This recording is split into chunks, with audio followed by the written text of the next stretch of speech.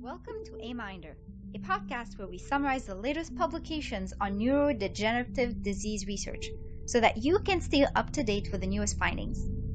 Every month, our team of scientists will sort and organize the titles into themes and present shortened versions of the abstracts.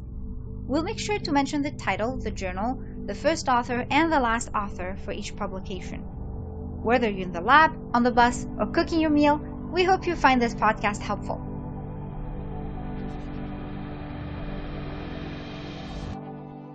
Hello everyone and welcome to today's episode. I'm Ellen Kosh and I'll be your host.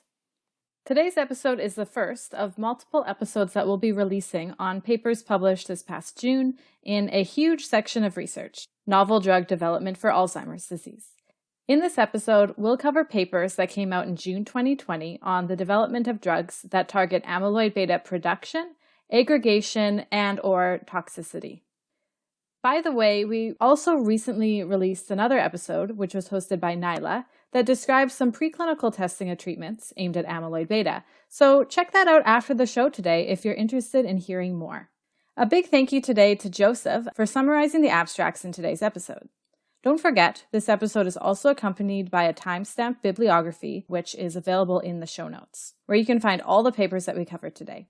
Now, getting started with this episode's papers. Here we go.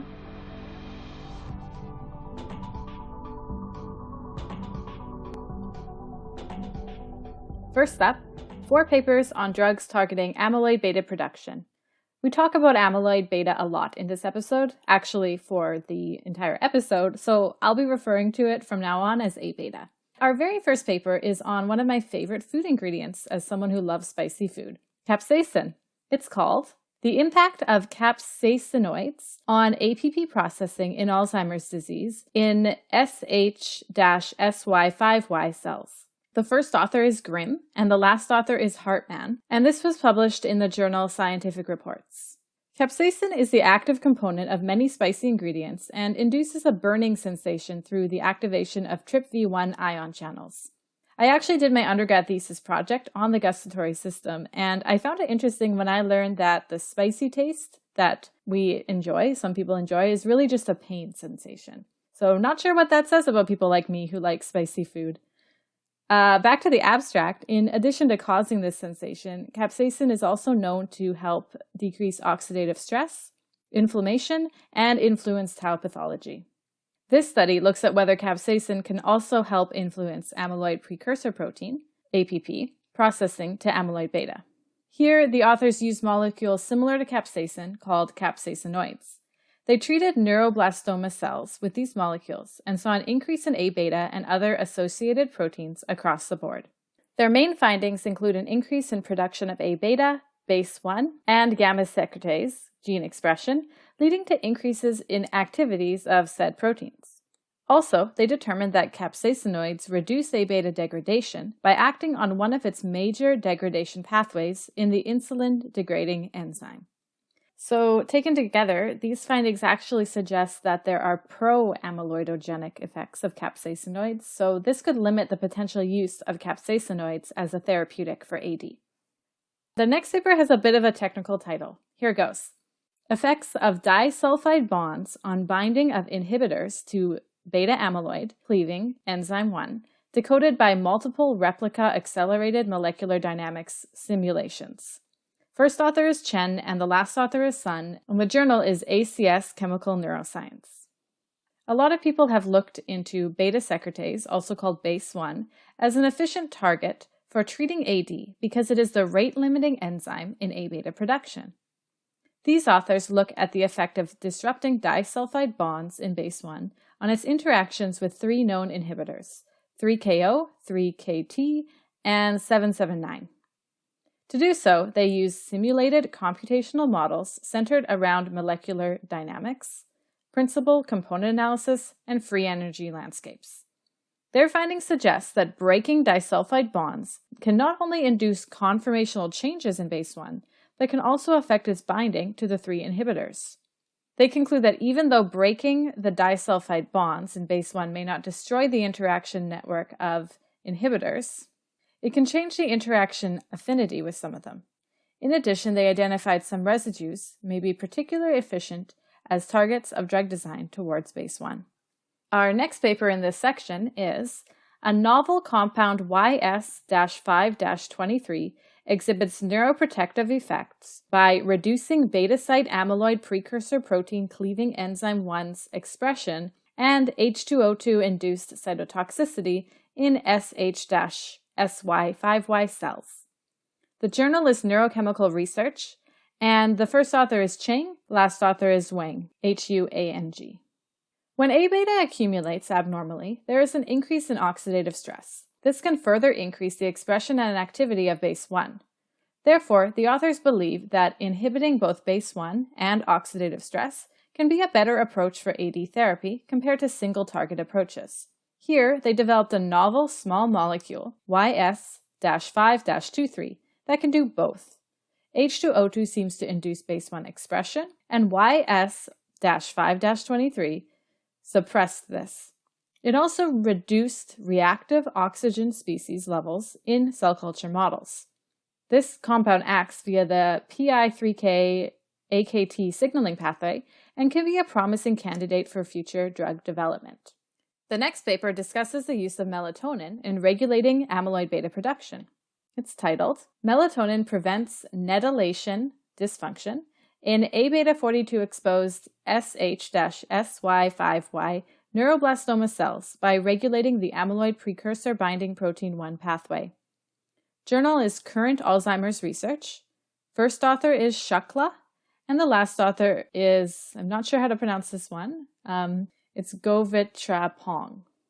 And a reminder that all of the references are in the bibliography, so you can always check that if you need to check the author or the title of the paper. APP binding protein 1, which I'll be calling APP-BP1, interacts with APP to regulate cell cycle transit, which may be impaired in AD. APP-BP1 also plays a role in netylation, which is a type of post-translational modification, with its binding partner NEDD8. Here the authors looked at the role of melatonin in regulating the APP-BP1 pathway. They treated human SH-SY5Y neuroblastoma cells with A-beta-42 and melatonin. They found that melatonin prevents A-beta-42-induced enhancement of APP-BP1 protein expression and that it altered NEDD8 localization. Using a melatonin-derived APP-BP1 pathway blocker, which is called MLN4924, the authors also saw changes in the downstream proteins of the APP-BP1 pathway. This includes tau, APP-cleaving secretases, beta-catenin, and p53. They conclude by saying that melatonin can regulate molecular pathways of APP-BP1 and may prevent pathogenesis of AD. Using melatonin as a therapeutic strategy for AD may be a promising approach. In our next section, which is the largest section in today's episode, we have papers on new drugs developed for targeting amyloid-beta aggregation. We have 15 papers in this section. First up, a paper titled, How Does the Monotriazole Derivative Modulate A-beta-42 Aggregation and Disrupt a Protofibril Structure? Insights from Molecular Dynamics Simulations. First author is Kaur, it's K-A-U-R, and last author is Goyle. Journal is ACS Omega. So this one had a long abstract, so we tried our best to condense it here. Abnormal aggregation of A-beta is associated with the pathology of AD, and inhibiting this process can be an approach to therapeutics. Previously, the authors identified the novel monotriazole derivative compound called 4V to be a potent inhibitor of A-beta-42 aggregation in the SH-SY5Y human cell culture model. In addition to preventing A-beta-42 aggregation, 4V also disaggregates preformed A-beta-42 aggregates and halts the generation of reactive oxygen species. Here, the authors looked at the underlying molecular mechanisms of 4V on A-beta-42 aggregation using molecular dynamic simulations.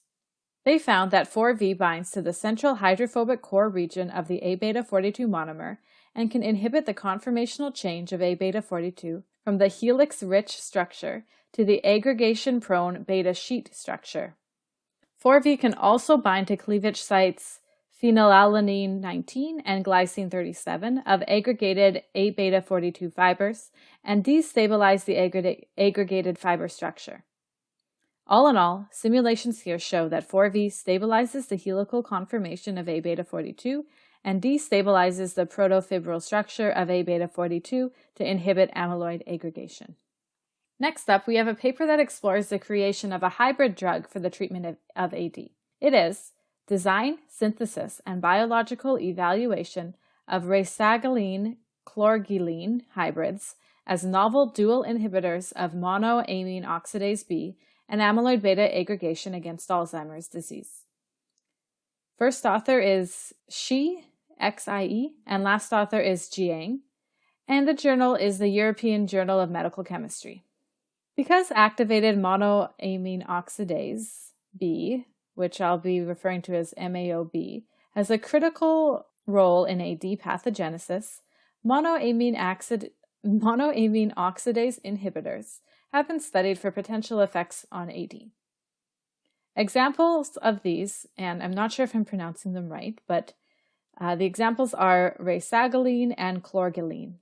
Here, the authors designed and synthesized a series of racegaline chlorgeline hybrids and tested them in vitro for their effects on inhibiting MAOB and A-beta aggregation. Out of these compounds, they identified the compound 6J that showed particularly good results in their assays. 6J performed particularly well as a potent MAOB inhibitor and as an inhibitor against A-beta 142 aggregation. They also found that 6J had neuroprotective effects in the SH-SY5Y cell assay and can penetrate the blood-brain barrier. Pharmacokinetic profiles show that 6J can be effective with intravenous or oral administration. These findings show that this novel compound 6J can be an effective multi-target agent to treat AD. Moving on to our next paper. Heptameric peptide interferes with amyloid-beta aggregation by structural reorganization of the toxic oligomers. First author is Bhattacharya, and last author is Sengupta. The journal is ACS Omega. The authors here identified a peptide fragment from a plant-derived fibrinolytic enzyme, and this plant is Aristolochia indica. This enzyme has anti-amyloidogenic effects against A-beta aggregation and toxicity. The peptide, coined Pactive, halts A-beta monomers in off-pathway substrates that can no longer continue down the pro-aggregating pathway. Pactive has strong binding affinity to A-beta 42 monomers and toxic oligomers. Upon binding to A-beta, this drug can induce conformational changes and modify A-beta hydrophobicity, which is one of the key factors in aggregation. Pactive is also stable in human blood serum and is non-toxic, making it a promising candidate for therapeutics against AD. It's really exciting to see so many potential new drugs for AD treatment, but it's good to keep in mind that these are very early stages in research still. The next paper is titled S-adenosylmethionine alleviates amyloid-beta-induced neural injury by enhancing transsulfuration pathway activity in astrocytes. First author is Wan, and the last author is Li. The journal is the Journal of Alzheimer's Disease. Dysfunction of the transsulfuration pathway has been documented in the brains of AD patients. S-adenosylmethionine, which I'll be calling SAM, SAM, is a molecule that is important to the transsulfuration pathway. Previously, the authors had shown that SAM administration reduced oxidative stress induced by A-beta. Here, the authors looked into the neuroprotective effects of SAM on A-beta-induced oxidative stress. They looked at this through the transsulfuration pathway in astrocytes and neurons in the APP-PS1 transgenic mice and HT22 cells. They show that SAM induces its neuroprotective effect only if administered to astrocytes and could lead to improved cognitive performance in APP-PS1 mice. They conclude that SAM can help protect astrocytes from oxidative stress in AD patients. Next, we have the paper discovery and characterization of novel naphthalamide analogs as potent multi-targeted directed ligands against Alzheimer's disease. The first author is Gao, and the last author is Chapman, and there's actually just the two authors for this one. The journal is Drug Development Research. Previously, scientists have proposed that compounds containing two aromatic groups connected by a carbon chain should act as effective A-beta aggregation inhibitors, but that the optimal length of the carbon chain has not yet been studied. Now, these authors studied a series of analogs of the compound naphthalamide, which varied in length of carbon chains in vitro. They highlighted one of these compounds as a standout candidate for future therapeutic development. This was compound 8. Compound 8 has two aromatic groups connected by a 2-carbon chain and greatly inhibits A-beta aggregation by preventing A-beta fibril elongation and further aggregation. Compound 8 also had neuroprotective properties against A-beta monomer-induced toxicity in primary cortical neurons. The authors conclude by emphasizing that its structural elements can be further exposed to enhance the effects of compound 8, making it a promising, multi-targeted direct ligand against AD. Moving on to a paper titled Novel Istatin Thiosemicarbazone Derivatives as Potent Inhibitors of Beta Amyloid Peptide Aggregation and Toxicity. Journal is AC Chemical Neuroscience. First author is Sagnu, and last author is Pelakanu.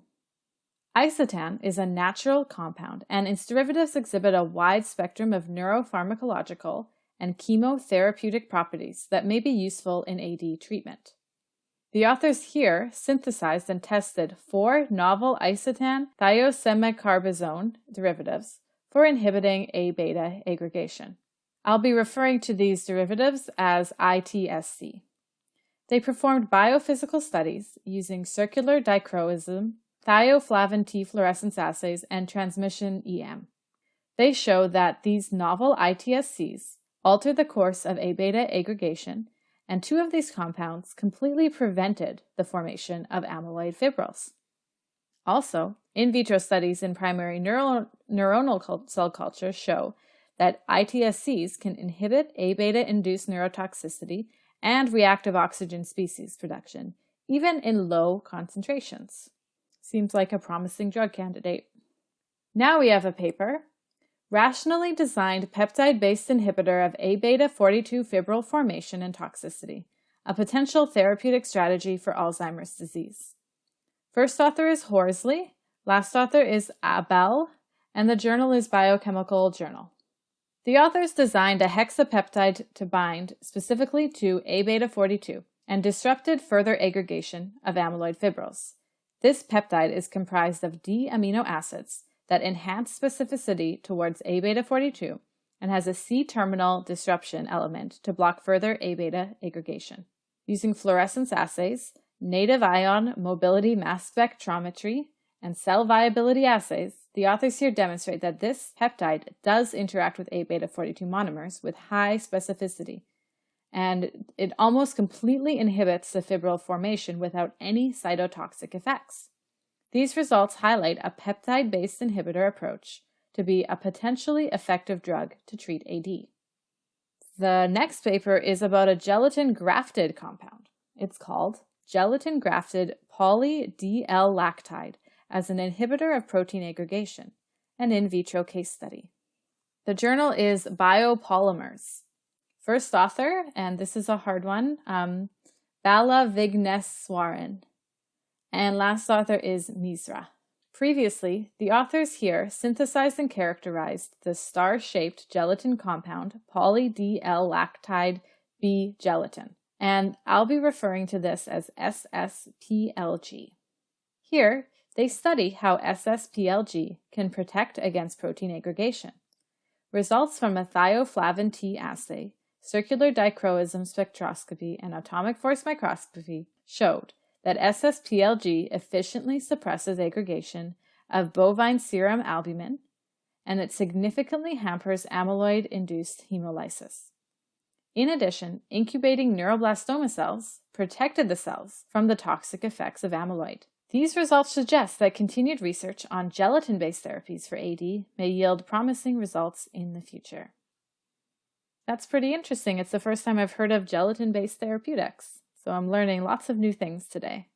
Now we have a paper called Efficient Suppression of Amyloid-Beta Peptide Aggregation and Cytotoxicity with Photosensitive Polymer Nanodots. The journal is Journal of Materials Chemistry B. First author is Xu, and last author is Zhao. I'm sorry again if I'm not pronouncing these correctly. The oxidative modification of A-beta has emerged as a promising therapeutic approach to inhibit A-beta aggregation. Here, the authors designed polymer nanodots, which are called P-dots, modified with several other compounds that can facilitate the photo-triggered inhibition of A-beta aggregation and cytotoxicity. Their findings demonstrate that these P-dots showcase much better effects on suppressing A-beta aggregation with irradiation. These P-dots produce reactive oxygen species that can result in the oxygenation of A-beta and change its tendency to aggregate. Of note, P-dots modified with rose bengal are particularly effective. Non-invasive phototherapeutic treatments using hybridized nanostructures such as the P-dots studied here looks to be a promising approach for AD. Now we have a study looking at green tea extracts in disrupting A-beta aggregation. It's called Green Tea Extracts EGCG and EGC Display Distinct Mechanisms in Disrupting A-beta 42 Protofibril. The journal is ACS Chemical Neuroscience. First author is Zan, and last author is Wei, or Wei. Evidence has suggested that select green tea extracts, epigallocatechin 3 gallate, which I'll be calling EGCG, and epogallocatinin, EGC, can break down A-beta aggregates and curb A-beta toxicity. In this study, the authors looked into the molecular mechanisms of these compounds. Using molecular dynamics simulations to study the interactions between these extracts and A-beta 42, the authors reported that both compounds can disrupt A-beta 42 aggregates. Although EGCG is more effective, both alter the conformations of A-beta 42 fibrils by breaking vital interactions and establishing new ones with the compounds. Perhaps the effects of these compounds can be further explored in the context of AD. Okay, now we're switching gears to a paper using piezoelectric materials. What are those, you ask? Well, these are materials that can generate internal electrical charge when mechanical stress is applied to them. Let's hear more about it. The paper is titled Piezoelectric Materials for Ultrasound-Driven Dissociation of Alzheimer's Beta Amyloid Aggregate Structure. The journal is Biomaterials. First author is Zhang, and last author is Park. Piezoelectric materials transfer charge carriers to reactants when they receive mechanical stimuli. This can evoke electrochemical reactions. The authors here showcase a newly discovered ability of such a compound, piezoelectric bismuth oxychloride, which I'll be calling BIOCI, or BIOC. The nanosheets of this compound can dissociate A-beta aggregates. Using spectroscopic and microscopic assays, they showed that BIOC nanosheets can disassemble A-beta fibrils once stimulated with ultrasound. Upon activation, BIOC nanosheets produce oxidative stress, which effectively destabilizes the beta sheet structure of A-beta fibrils. Further in vivo and ex vivo studies show that BIOC nanosheets can effectively alleviate A-beta aggregate-induced toxicity and reduce A-beta plaques. Wow, this could be an interesting approach to AD treatment. The next paper uses a word that was new to me, foldamers. Maybe that's because I don't personally study AD in my research, but these are artificial oligomers that can fold into ordered shapes in solution. This paper is called Helical gamma peptide foldamers as dual inhibitors of amyloid-beta peptide and islet amyloid polypeptide oligomerization and fibrillization. Journal is Chemistry. The first author is Ongari, and the last author is Maillard. While much research into therapeutics against amyloid aggregation has been on preventing the aggregation of A-beta monomers, The authors here suggest that trapping non-toxic monomers in their native conformation can be a promising alternate strategy. They designed a 9-helix structured foldamer that they show to be capable of preserving the monomeric species of both A-beta 142 as well as human islet APP for type 2 diabetes. Their findings are supported by biophysical assays, including thioflavin T fluorescence, transmission EM, capillary electrophoresis, and mass spectrometry. The next paper is titled Interfacial Charge Transfer with Exfoliated Graphene Inhibits Fibril Formation in Lysozyme Amyloid. The journal is Biointerphases. First author is Gregory, and last author is Podilla. Inhibiting the fibrillation of amyloid proteins has been a popular research approach in combating amyloid diseases. In previous research, theoretical models suggest that hydrophobic and pi stacking interactions are key in establishing interactions between graphene nanomaterials and proteins to inhibit aggregation. And if you want more information on that, please check out the paper, as this is not my area of expertise. But in this study, the authors explore the effects of graphene, a carbon compound. The authors show, using spectroscopy and microscopy, that exfoliated graphene inhibits the formation of amyloid fibrils in a hen egg white lysosome model. So as I said, check out the paper if you're interested in hearing more about this study. The last few papers in this section are quite interesting. They don't deal directly with novel drugs. Rather, we'll hear about new methods that can be used to identify novel compounds that inhibit A-beta fibrillation. First up, principal component analysis of data from NMR titration experiment of uniformly 15N labeled amyloid-beta peptide with osmolytes and phenolic compounds. The journal is Archives of Biochemistry and Biophysics. First author is Iwaya, and the last author is Hiroki.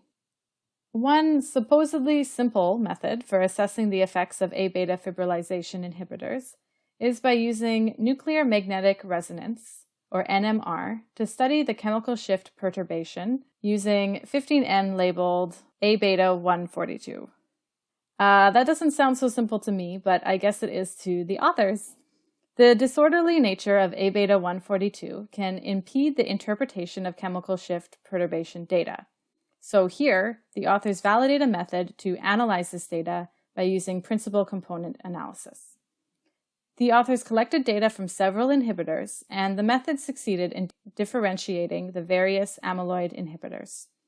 From this data, they hypothesized that the chemical shift perturbations reflected the conformational equilibrium of A-beta 142 induced by weak interactions with the tested inhibitor compounds.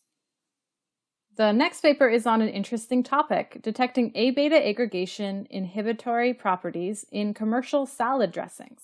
It's called Evaluation of Amyloid-Beta 42 Aggregation Inhibitory Activity of Commercial Dressings by a microliter scale high-throughput screening system using quantum dot nanoprobes. First author is Kuragano, and last author is Tokuraku, and fittingly, it is published in the journal Foods. The authors previously developed a high-throughput screening system for A-beta 42 aggregation inhibitors using quantum dot nanoprobes. This is called MSHTS. Here the authors tested its ability to evaluate processed foods, and in particular to evaluate A-beta 42 aggregation inhibitory activity of the samples that contain multiple compounds. Out of a range of 19 salad dressing and soy sauces, they showed that all had some level of inhibitory activity, and the non-heat treated soy sauce exhibited highest A-beta 42 aggregation inhibition activity. Wow, I wouldn't expect that.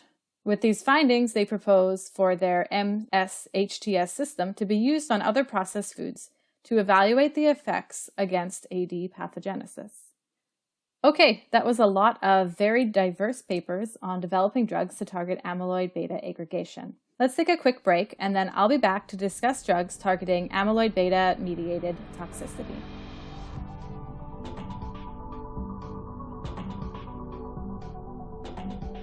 So we have 7 papers on targeting A-beta mediated toxicity in the last section of this episode.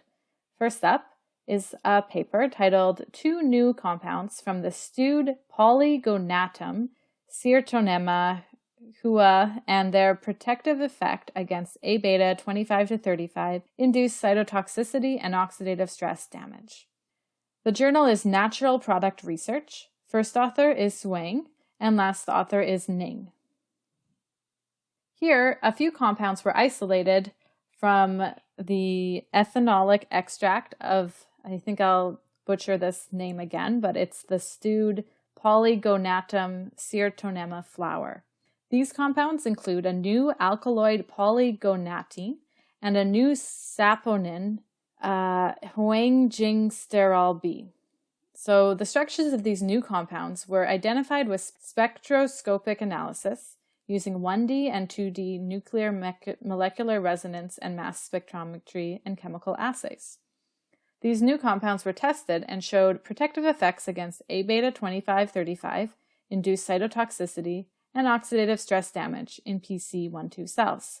They could be a promising compound for further research on AD therapeutics. The next paper takes an interesting look at the relationship between inhibitors of A-beta toxicity and metal ions. It's titled, Different Inhibitors of A-beta 42-Induced Toxicity Have Distinct Metal Ion Dependency. The journal is ACS Chemical Neuroscience. First author is Mason. Last author is Betan.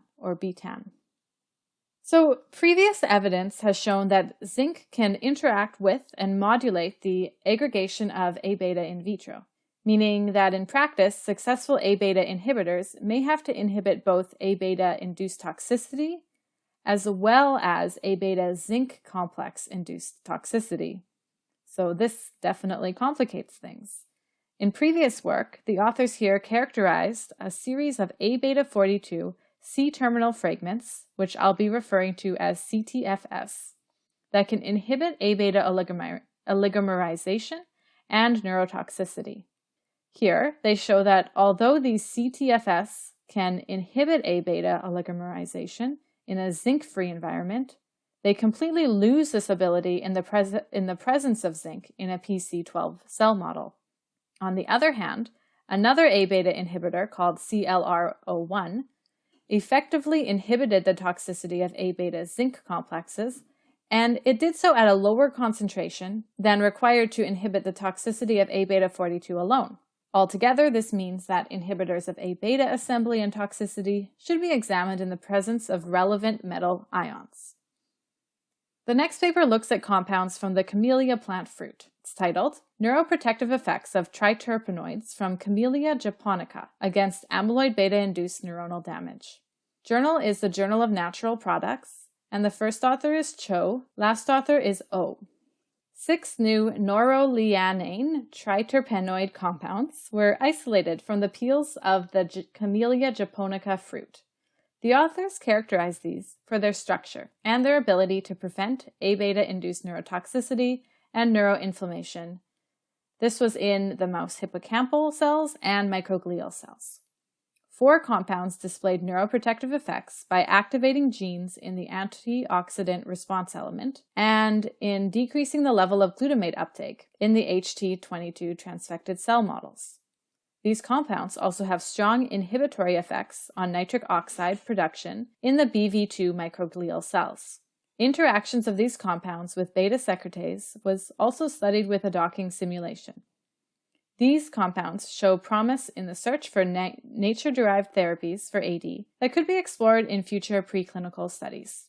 Next up, we have the paper, High-Throughput Screening at the Membrane Interface Reveals Inhibitors of Amyloid-Beta. First author is Cox, and last author is Ramamurthy, and the journal is Biochemistry. Small molecular compounds have shown promise in suppressing amyloid-related aggregation and toxicity, but their effects can be hampered by the presence of a lipid membrane. So here, the authors ran a high-throughput screen of a lot of small molecules, 1,800 of them, in a search for membrane-active inhibitors, and from this they identified 21 candidates. These first 21 candidates were then narrowed down to 5 lead compounds, with further follow-up assays. They tested these compounds for A-beta inhibition at the membrane surface and how these compounds can affect A-beta's ability to permeate the lipid membrane. So check out the paper if you're interested in the details.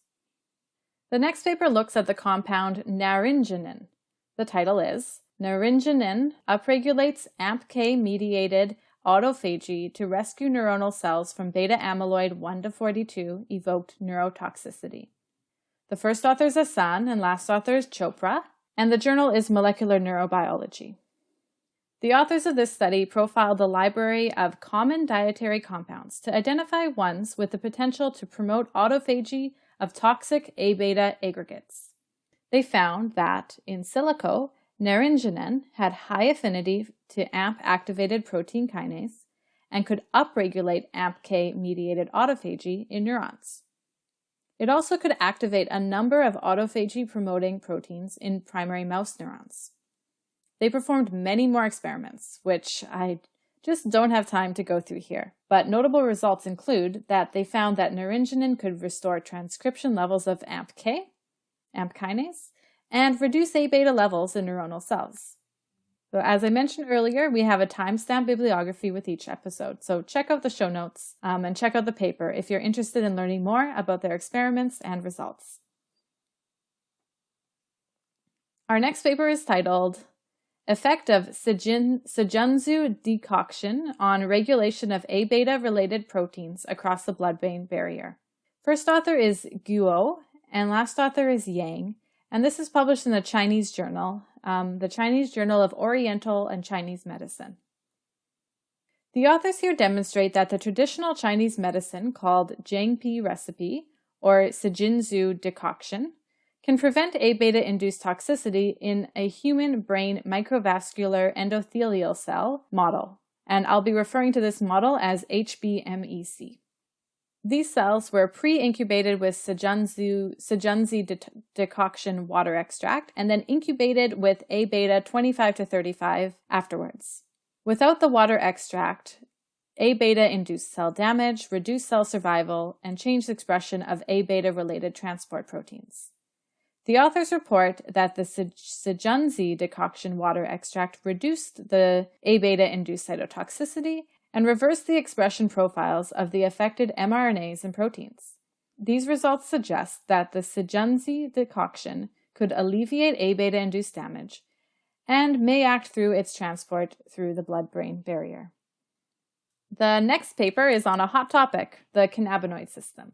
I've done a little bit of work myself on the cannabinoid system in the context of Huntington's disease, and it's a super interesting avenue of research in neurodegenerative diseases. This paper is called Activation of Cannabinoid Receptor 2 Protects Rat Hippocampal Neurons Against A-beta-Induced Neuronal Toxicity. The journal is Neuroscience Letters. First author is Zhao, and last author is Wu. So there's been some evidence suggesting that the cannabinoid system can be a promising target for therapeutics for AD. Here, the authors study the impact of hippocampal cannabinoid receptor 2 in the protection of hippocampal neurons against A-beta-induced toxicity. They found that chronic treatment of primary hippocampal neuronal cultures with A-beta 142 for 7 days could lead to neurotoxicity and increased levels of lactate dehydrogenase, which is an indicator for apoptosis. This treatment also activated the caspase-3-mediated neuron apoptosis pathway. Pre-treatment with a CB2 cannabinoid receptor 2 agonist prevented the A-beta-induced effects, and co-treatment with the selective CB2 antagonist, AM630, reversed the neuroprotective effects. So taken together, these findings suggest that activation of hippocampal CB2 receptors can protect neurons against A-beta toxicity and prevent the activation of the caspase-3-mediated apoptosis pathway. So actually, that was the last paper for today's episode. So I hope you enjoyed and found something useful for your research. And stay tuned because we have a few more episodes coming out very soon on new drug development, including topics such as tau protein and cholinergic signaling, among others. So thanks for listening, and Sarah just has a few words to finish off the episode. Goodbye. That's it for this episode. A huge thank you to the team that is working on sorting, summarizing, and scripting these abstracts, as well as the operations behind AMiNDR. The music is from Journey of a Neurotransmitter by Anusha Kamesh, musician and fellow scientist, and a member of the AMiNDR team. You can find the original piece and her other music on SoundCloud under Anusha Kamesh or on her YouTube channel, AK Music. Interested in joining the team? Give us a shout! We can always use help with content development, podcast editing, advertising, and you can be part of a new and exciting venture. Reach us by email at aminderpodcast@gmail.com or follow us on Twitter. Oh, we're also on Facebook now. Don't forget to subscribe to our mailing list if you want access to the bibliography for each of our episodes. The references come with timestamps. Timestamps. So you can more easily locate the paper that caught your interest. Check our notes below for details on how to sign up. And very close to this, you'll also find a link to our feedback survey. Because, yeah, your feedback matters to us. So please, pretty please, let us know how we can make this podcast a better tool for you. And last but not least, thank you for tuning in with us. And on this note, we hope you found our podcast useful and accessible. Until next time.